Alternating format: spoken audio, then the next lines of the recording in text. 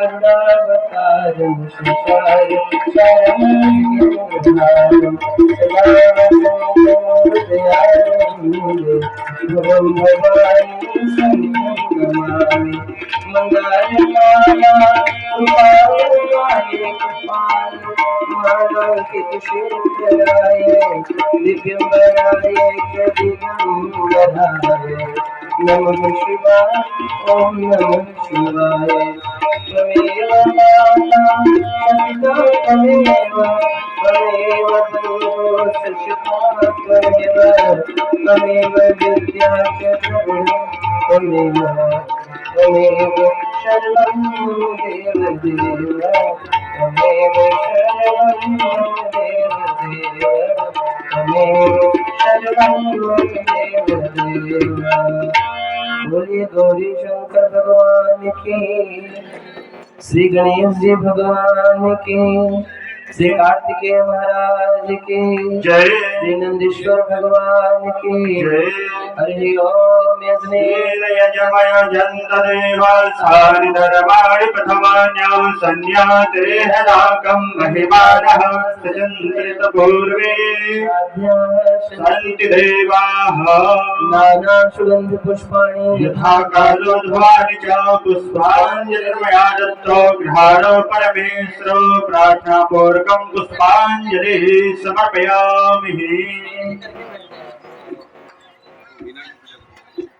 बोले श्री गणेश भगवान की, गौरी शंकर भगवान की, लक्ष्मी नारायण भगवान की।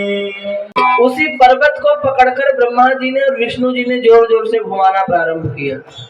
जब पर्वत को घुमाना प्रारंभ किया तो पर्वत अपने आप भगवान शिव जी के एक प्रतिकार लिंगायत स्वरूप में दिखने लगा और घुमाते घुमाते घुमाते घुमाते घुमाते घुमाते वही पहाड़ की श्रृंखला नीचे से लेकर ऊपर तक महाराज बहुत बड़े विशाल लिंगायत स्वरूप में अग्नि स्तंभ में प्रकट हो गई। ब्रह्मा जी ने कहा अरे ये इनकी ऊंचाई और निचाई का तो कोई पता ही नहीं है। विष्णु जी ने कहा बाप के हृदय में बेटे के प्रति कितनी गहराई है आज तक कोई भी पुत्र समझ नहीं पाया। माँ के हृदय में पुत्र के प्रति कितनी ममता है आज तक कोई भी पुत्र समझ नहीं पाया। उसी प्रकार महाराज इनकी जीवन में कितनी ऊंचाई है और कितनी निचाई है आज तक कोई समझ नहीं पाया। ब्रह्मा जी ने कहा नहीं नहीं हम पता लगाएंगे, हम ऊपर जाते हैं तुम नीचे जाओ। विष्णु जी ने कहा नीचे और ऊपर जाने से कोई फायदा नहीं है। बड़े बड़े ऋषि मुनि, बड़े बड़े ज्ञानी, बड़े बड़े ध्यानी इनका पार नहीं लगा पाए तो हम और आप कैसे लगा सकते हैं।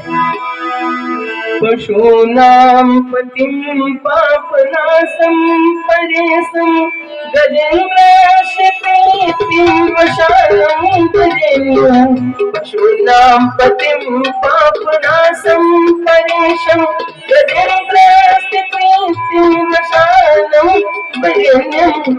जटाजूटमध्ये स्फुरन् वाङ्मयी जटाजूटमध्ये स्फुरन् वाङ्मयी महादेव में स्मरामि स्मरामि महादेव में स्मरामि स्मरामि महेशं सुरेशं सुरारातिनाशं विभूमिस्मरार्थं विभूतिभूषं विरूपाक्षं कनकवन्यं त्रिनेत्रं विरूपाक्षं कनकवन्यं त्रिनेत्रं सदानन्दमीडे प्रभुं पञ्चवक्त्रं सदानन्दमीडे प्रभुं पञ्चवक्त्रं।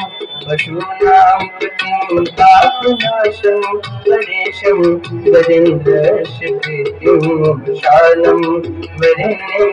जटाजूटमध्ये स्फुरन् वाङ्मयीं महादेवं स्मरामि स्मरामि जटाजूटमध्ये स्फुरन् वाङ्मयीं महादेवं स्मरामि स्मरामि। बोले शंकर भगवान की। विष्णु जी ने कहा ब्रह्मदेव, इनका था लगा पाना हमारे और आपके बस की बात नहीं है। बड़े बड़े ऋषि मुनि ज्ञानी ध्यानी अमलात्मा विमलात्मा हंस परमहंस इनके पीछे परेशान है, लेकिन आज तक कोई भी इनका था नहीं लगा पाया। लेकिन भैया अब हुआ क्या? ब्रह्मा ने कहा नहीं नहीं, हमें इनका पता लगाना है।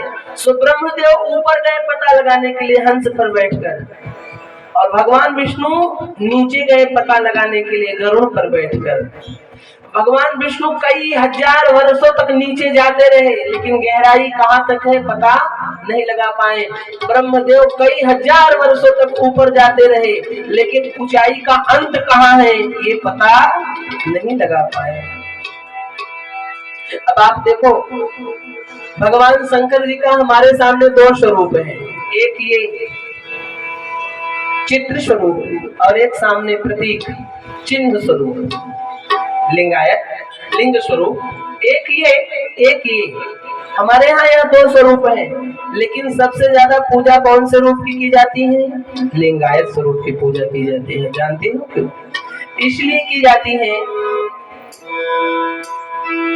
इसलिए की जाती है क्योंकि भगवान विष्णु और भगवान ब्रह्मदेव के द्वारा मंथन करने के पश्चात इन्हीं स्वरूप का चित्रण हुआ। अच्छा आप देखो, कुम्हार के घर अगर आपने देखा होगा, कुम्हार चाक चलाता है तो चाक पर मिट्टी रखता है, तो मिट्टी वहां भले टेढ़ा मेढ़ा गोलाई में कैसे भी रखे, लेकिन जब चाक गोल गोल घूमता है तो वह मिट्टी कैसी नजर आती है? जैसे कोई शिवलिंग हो। आती है कि नहीं? जब गोल गोल घूमेगी तो शिवलिंग के ही समान समझ में आती है। अच्छा, अब वो गोल गोल घूमने वाली मिट्टी से ही, गोल गोल घूमने वाली मिट्टी से ही वो दीपक बनाता है, मटका भी बना देता है, खिलौना भी बना देता है, यानी ना जाने कितने प्रकार के आविष्कार कर देता है। क्यों, किस लिए, कैसे, कहां से? वह जो मिट्टी गोल गोल घूम रही है, यानी है कि जब तक इस मिट्टी का आकार गोलाई का नहीं होगा तब तक वह दूसरा कोई आविष्कार नहीं कर सकता है कुमार। ठीक उसी प्रकार भगवान भूत भावन भोलेनाथ ने लिंगायत स्वरूप धारण करके इस धराधाम संसार की रचना किया है।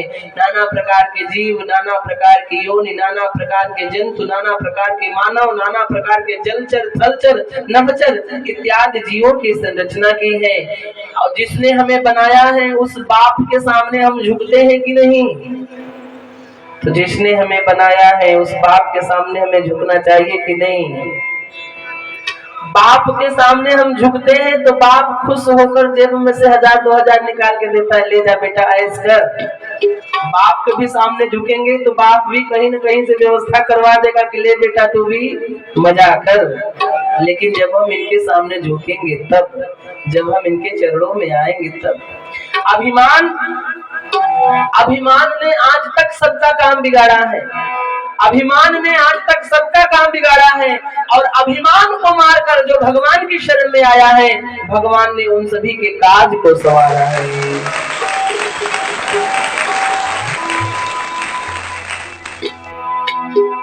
अब ब्रह्मदेव ऊपर चले जा रहे हैं, लेकिन अंत नहीं मिल रहा है, तो एक पुष्प मिला, बीच रास्ते में एक फूल मिला, उस फूल का नाम है केतकी। काहे का फूल? केतकी का फूल। और केतकी के फूल के पास में एक गैया मिली, यही हमारी गाय माता मिली, केतकी के फूल के पास में।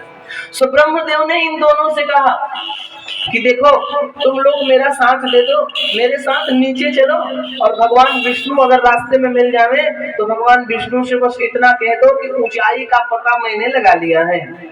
गाय बोली मैं झूठ नहीं बोलूंगी, मेरे अंदर 33 कोटि का वास है, मैं झूठ नहीं बोलना जानती। केतकी बोला मैं भी झूठ नहीं बोलूंगा। तो भगवान ब्रह्मा ने केतकी से कहा कि अगर तू मेरी तरफ से झूठ बोल देगा तो मैं तुझे 33 कोटि देवताओं के ऊपर चढ़ा दूंगा, स्वयं महादेव के भी ऊपर मैं तुझे चढ़वा दूंगा। और गाय से बोले कि गाय अगर तू मेरे तरफ से झूठ बोल देगी तो घर घर में जो भोजन बनता है उन भोजन में से सबसे पहली रोटी मैं तुझे दिलवा दूंगा। अब एक रोटी के लिए गाय झूठ बोलने को तैयार हो गई। एक रोटी के लिए। अब आप देखो, हम और आप फिर रोटी के लिए ना जाने कितने कितने झूठ बोलते हैं। यह संसार रोटी के लिए ही तो मर रहा है, कि रोटी के लिए ही यह संसार ना जाने क्या से क्या क्या कर रहा है। हमारे यहाँ दो है, एक अमीर है एक गरीब है। गरीब बेचारा मीलों पैदल चलता है, सोचता है कि जब मैं इतना चलूंगा तब तो रोटी मिलेगी। अमीर सोचता है कि मैं इतने दूर पैदल चलूंगा तब हमारी रोटी पचेगी। एक सोचता है दौड़ूंगा तो रोटी मिलेगी, एक सोचता है दौड़ूंगा तो रोटी पचेगी। रोटी का ही चक्कर है महाराज। उतनी दूर से हमें ही देख लो, यहाँ आए हैं, धर्म तो हो ही रहा है, पर दो रोटी मिल रही है, रोटी के लिए ही आए हैं। लेकिन गाय ने रोटी के लिए झूठ बोलना स्वीकार कर लिया। गाय माता ने नीचे आई तो रास्ते में भगवान विष्णु मिल गए और ब्रह्मदेव ने भगवान विष्णु से कहा, भैया मैंने तो ऊंचाई का पता लगा लिया, तुम नीचे गए, तुम्हें कुछ जानकारी हुई कि नहीं हुई? भगवान विष्णु बोले, भैया मैं तो नीचे ना जाने कहां तक चला गया, लेकिन मुझे आज तक था नहीं मिला। ब्रह्मदेव ने कहा, भैया मैंने ऊंचाई का था लगा लिया है, अगर यकीन ना हो तो केतकी से पूछ लो, यकीन ना हो तो गाय माता से पूछ लो। सो भैया केतकी ने कहा, हाँ हाँ ऊंचाई का पता इन्होंने लगा लिया। गाय माता ने भी कहा, हाँ हाँ ऊंचाई का पता इन्होंने लगा लिया। और जब दोनों ने झूठ बोला तब देवाधिदेव महादेव लिंगायत स्वरूप में से प्रकट हो गए। बोलिए शंकर भगवान की नमः। पार्वती पते हर हर महादेव। भगवान भोलेनाथ प्रकट हो गए और क्रोध में आ गए भगवान भोलेनाथ। और भोलेनाथ ने क्रोध में आकर ब्रह्मदेव से कहा, ब्रह्मदेव एक तो स्वयं झूठ बोलते हो और अपने साथ में इन लोगों को भी झूठ बुलवाते हो। अच्छा एक बात आप देखो, जो जैसे रहते हैं उनको वैसे ही लोग मिलते भी हैं। झूठ बोलने वाले को झूठ बोलने वाले मिलते, बेईमान को बेईमान मिलते, चोर को चोर मिलते, पापी को पापी मिलते, जुआरी को जुआरी मिलते, शराबी को शराबी मिलते, ईमानदार को ईमानदार मिलते, ढोंगी को ढोंगी मिलते, पाखंडी को पाखंडी मिलते, अच्छे को अच्छे मिलते, भक्त को भगवान मिलते, भक्त को भगवान मिलते। जो जैसे हैं वैसे सबको मिलते, और जो जैसे हैं उनको ऐसे ही लोगों से ज्यादा मित्रता होती है। और जो अच्छे लोग हैं ना, जो घर में समाज में अच्छे लोग हैं, वो बेचारे हमेशा अकेले हो जाते हैं। लेकिन जो चापलूस लोग हैं इनमें बड़ी मित्रता हो जाती है। अक्सर देखा गया है बगावत वही करता है जो ईमानदार हो, बगावत वही करता है जो सच्चा हो, बगावत वही करता है जो शुद्ध हो। बेईमान लोग तो चुपड़ी चुपड़ी बातें करके आपस में मिलजुल के एक रहते हैं। ये संसार का नियम है, समाज का नियम है, घर का परिवार का भी यही नियम है। घर परिवार में भी जो ईमानदार होगा वो बेचारा सबसे पहले अकेला हो जाएगा, और बाकी जो मीठे बोलने वाले हैं इनके पीछे उनकी पीछे इनकी, वे इकट्ठे बड़े प्रेम से रह लेते हैं। लेकिन जो अच्छा भला आदमी है उसकी कोई कीमत नहीं करता है। शंकर जी ने कहा ब्रह्मा जी से, ब्रह्मदेव आप झूठ बोलते हो, जाओ मैं श्राप देता हूं, जिस मुंह से आपने झूठ बोला है आपका वह मुंह गिर जाए। अब ब्रह्मा जी के यहाँ 5 मुख होता था, पर जिस मुंह से ब्रह्मा जी ने झूठ बोला वह मुख कट के गिर गया। अब केतकी से बोले, केतकी तू इतनी सुंदर है, तू इतना खूबसूरत है, तेरी महक दूर तक जाती है, लेकिन तूने आज झूठ बोला, तो जा मैं तुझे श्राप देता हूँ, तू 33 कोटि देवताओं पर चढ़ेगा लेकिन शंकर के ऊपर नहीं चढ़ेगा। और केतकी का फूल भगवान शिव जी को बिल्कुल पसंद नहीं है, ना केतकी का फूल भगवान शिव के ऊपर चढ़ता है। और गाय से बोले कि गाय तेरे अंदर 33 कोटि देवता निवास करते हैं, स्वयं भगवान कृष्ण ने तेरी सेवा की है, लेकिन एक रोटी के चक्कर में तू झूठ बोलती है, तो जा मैं तुझे श्राप देता हूँ, तेरे शरीर में आगे और पीछे दोनों अंगों में से तूने मुख से झूठ बोला है, तो आज के बाद तेरा मुख अशुद्ध होगा, तेरी पूजा मुख को नहीं, तेरी पूजा पूंछ से होगी, पीठ से होगी। सो आप देखो, गाय की पूजा मुख की नहीं होती, गाय की पूजा पूंछ की होती है। गौदान अगर आपने कभी किया होगा तो पूंछ पकड़ा के ही गौदान किया जाता है। आगे से गौदान नहीं कराया जाता, गले की रस्सी पकड़कर गौदान नहीं की जाती, पूंछ पकड़कर ही गौदान किया जाता है। और अगर गाय की परिक्रमा भी लगानी हो तो गाय की परिक्रमा चारों तरफ से घूम के नहीं लगाया जाता, चारों तरफ से घूम कर लगाए जाए तो परिक्रमा पूरी नहीं होती है। सो गाय की परिक्रमा अगर आपने देखा होगा तो गौदान होने के बाद गाय की पूंछ पकड़कर गाय के बीच में से निकला जाता है, तब जाके गाय की परिक्रमा पूरी होती है। गाय ने झूठ बोला, और झूठ बोलने वाले को भगवान शंकर जी पसंद नहीं करते हैं। झूठ बोलने वाले का भगवान भोलेनाथ उद्धार नहीं करते हैं, झूठ बोलने वाले का भगवान भोलेनाथ कल्याण नहीं करते हैं। इसलिए जीवन में ईमानदारी हो, जीवन में सत्यता हो, जीवन में शुद्धता हो, तब जाके भोलेनाथ की कृपा बनती है महाराज। आज के समय में हर जगह झूठे झूठ चल रहा है। दिन में हम सैकड़ों बार झूठ बोलते हैं, नहीं सैकड़ों बार तो एक दो बार तो बोलते ही होंगे। दुकानदार बेचारे अक्सर झूठ बोलते रह जाते हैं।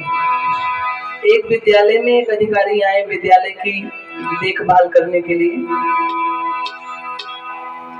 तो उन्होंने बच्चों से पूछा, बताओ जनकपुर में रखा गया शिव जी का धनुष किसने तोड़ा? तो एक बच्चा खड़ा होकर बोला, गुरुजी हमें तो नहीं पता और मैंने तोड़ा भी नहीं है। तो गुरुजी ने कहा, तुझे पता नहीं है कि शंकर जी का धनुष किसने तोड़ा? सारा संसार जानता है, तू नहीं जानता? बोला, गुरुजी मैं बिल्कुल नहीं जानता, मैंने तोड़ा भी नहीं है, मैंने देखा भी नहीं है किसने तोड़ा। तो गुरुजी ने कहा, मैं तुझे रिस्टिकेट कर देता हूँ। तो लड़का बोला, मुझे मला विनाकारण मला कशाला तुम्ही रिस्टिकेट करता? मी काही खराब विद्यार्थी थोडी आहो, खरा विद्यार्थी तर रमेश आहे, त्याच्या जागेवर मी आलो आहे, आज तर 2020 मैच पाहत आहे। अधिकारी ने कहा, अरे विद्यार्थी बदल गए और गुरुजी को पता ही नहीं है। सो अधिकारी दौड़े दौड़े मास्टर साहब के पास गए और मास्टर साहब से बोले, मास्टर साहब तुमच्या शाळेत विद्यार्थी बदलून गेले आणि तुम्हाला माहीतच नाही, मी तुम्हाला रिस्टिकेट करतो। टीचर बोले, मला विनाकारण मला कशाला रिस्टिकेट करता? मी काही खरा टीचर थोडी आहो, खरा टीचर तर रमेश आहे, त्याच्या जागेवर मी आलो आहे, तो आज 2020 मॅच पाहत आहे। अधिकारी म्हटलं, बापा बरं झालं, खरा अधिकारी नाही आला, त्याच्या जागेवर मी आलो आहे। सगळे ठिकाणे खोट्या, सगळे ठिकाणे झूठ, झूठ ही लेना झूठ ही देना और झूठ ही भोजन झूठ चबेना, हर जगह झूठ का बोलबाला हो गया है। तो आप मुझे बताओ, अगर मन में कपट होगा, मन में ईर्ष्या होगी, मन में द्वेष होगा, तो भोलेनाथ की कृपा होगी क्या? नहीं होगी। एका गाव मध्ये एक विहीर होता, कुआं। त्या विहीर मध्ये 3 कुत्रे पडले आणि मेले, आणि विहीरचा पाणी झाला अशुद्ध, बदबू येऊ लागला।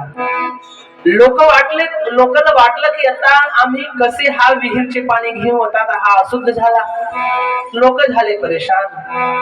तर गावात एक वृद्ध माणूस होते, तर ते लोक वृद्ध माणूस से विचारले की महाराज काही उपाय सांगा की आपला विहीर शुद्ध झाला पाहिजे, चांगला झाला पाहिजे। तर गावाचे जे वृद्ध माणूस होते ते म्हटले की तुम्ही त्या विहिरीवर रामकथा ठेवा। ठेवले, पण विहीरचा पाणी शुद्ध झाला नाही। तर कोणी म्हटलं की भागवत कथा ठेवा। ठेवले, ऐकले, 7 दिवस खूप उपाय, लेकिन त्या झाल्यानंतर ही विहीरचा पाणी शुद्ध झाला। कोणी म्हटलं पंढरपूरची वारी करा।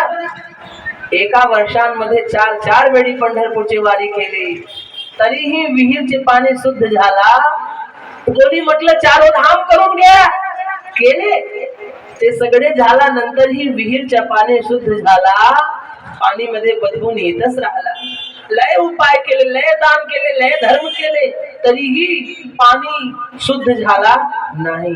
एका दिवस त्या गावात मध्ये एक महात्मा आले आणि ते हे सगळे गोष्टी ते महात्माला सांगितले, महाराज एकच विहीर आहे आणि पाणीसाठी आमचे जीवन नष्ट होत आहे। लय उपाय केले पण पाणीचे बदबू गेला नाही, पाणी शुद्ध झाला नाही। तर महात्मा म्हटले कथा ऐकला? बोले महाराज राम कथा, शिव कथा, भागवत कथा लय वेळी ऐकले. शिव कथा तर जिथे जिथे झाली तिथे तिथे गेले आणि आम्ही सगळे ऐकले, सगळे केले. बोले पंढरपूरचे वाली? बोले महाराज एका वर्षांमध्ये 4-4 वेळी. बोले उपास? बोले महाराज महिन्यात 4-4 वेळी उपास, तरीही पाणी शुद्ध झालं नाही? नाही महाराज. तर महात्मा म्हटले एक गोष्ट सांग, विहीर मध्ये जे 3 कुत्रे मेलेले आहेत तिले बाहेर काढल्या की नाही? गावाचे म्हटलं नाही नाही, ते तर विहिरीमध्ये आहे. आणि जोपर्यंत ते कुत्रा बाहेर येणार नाही तोपर्यंत पाणी शुद्ध कसे होणार तुम्ही सांगा? ते विहीर काय? हा शरीर ही तो विहीर आहे, हा शरीर ही तो विहीर आहे. 3 कुत्रा इथे पडलेले मेले आहे. एका कुत्राचे नाव आहे घमंड, दुसऱ्या कुत्र्याचे नाव आहे ईर्ष्या आणि तिसऱ्या कुत्र्याचे नाव आहे लोभ. हे 3 कुत्रे इथे मेलेले पडले आहे आणि आम्ही लय वेळ पंढरपूरची वारी करत आहोत, शिवकथा ऐकत आहोत, रामकथा ऐकत आहोत, भागवत कथा ऐकत आहोत, सत्यनारायण भगवानची कथा ऐकत आहोत, वेळ वेळ मंदिर जात आहोत, येत आहोत, काशी सगळे केले, तरीही जीवनात आनंद येत नाही, शुद्धता येत नाही. कसे येणार? जोपर्यंत मेलेला आहे 3 कुत्रा बाहेर येणार नाही तोपर्यंत हा जीवन शुद्ध होणार. महाराज कथा सुनो, लेकिन जब तक जीवन का भाव शुद्ध नहीं होगा तब तक भगवान की कृपा नहीं होगी. भगवान शंकर ने कहा गाय, तेरे जीवन में 33 कोटि देवता है लेकिन तू झूठ बोलती है. जा, मैं तुझे श्राप देता हूँ, अगर तुझे खुला छोड़ दिया गया तो तू गंदगी भी खाएगी. आणि गायीला जर आम्ही खुला सोडून देते ना तर गाय गंदगी ही खाते, म्हणून गायीला खुला लोक छोड़त नहीं. भैंस को खुला छोड़ देते हैं, बैल को खुला छोड़ देते हैं, लेकिन गाय को लोग खुला नहीं छोड़ते हैं. गांव में आज भी गाय खूंटे में बंधी रहती हैं, लेकिन जिनके यहाँ खिलाने को नहीं है वे छोड़ देते हैं. सड़कों पे गाय घूम रही है और दूध निकालने के वक्त ले जाते हैं, दूध निकाल कर चले जाते हैं. तो पहले के जमाने में गाय का दूध पीने वाले की बुद्धि शुद्ध होती थी. आज कितनों गाय का दूध पी लो तो भी बुद्धि शुद्ध होने वाली नहीं है. क्यों? क्योंकि घूमने वाली गाय गंदगी खाती है. तब इन तीनों ने भगवान शंकर से प्रार्थना किया और सबने भगवान शंकर से कहा,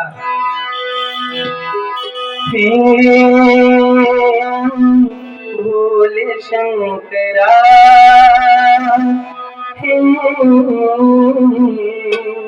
भोले शंकरा, तुम्ही सत्य, तुम्ही शिवम, तुम्ही सुंदरा.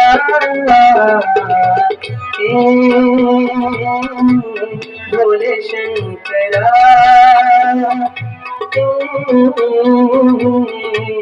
भोले शंकरा,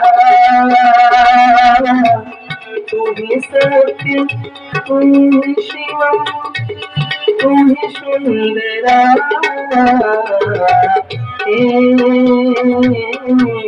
भोले शंकरा.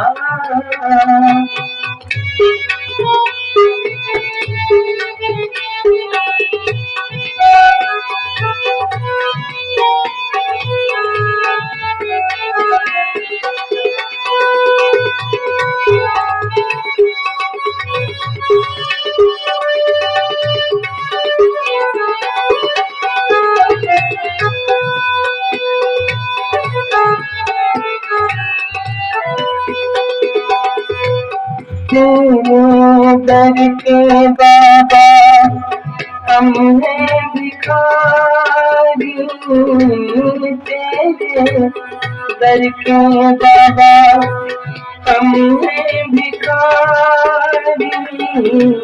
सब कुछ पाया करिए मन दुखारी. तू ही एक साचा जग में, झूठी दुनिया सारा. भोले शंकरा,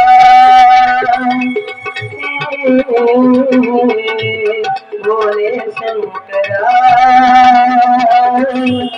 तू ही सत्य, तू ही शिवम, तुम्ही सुंदरा.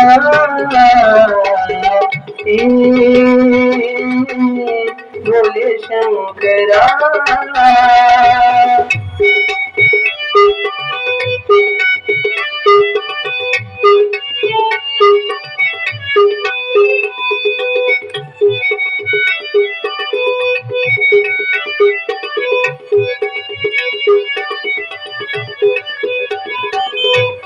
तेरी माया का किसी ने पार न पाया, तेरी माया का किसी ने पार न पाया, कण कण में बाबा तू है समाया, कण कण में बाबा तू ही समाया।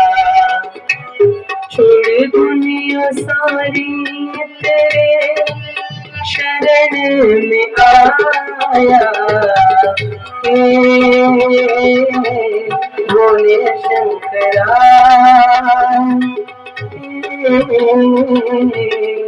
भोले शंकरा, तू ही सत्य, तू ही सुंदर, तू ही सुंदरा।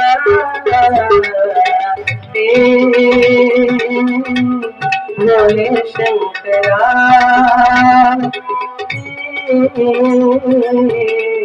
भोले शंकरा,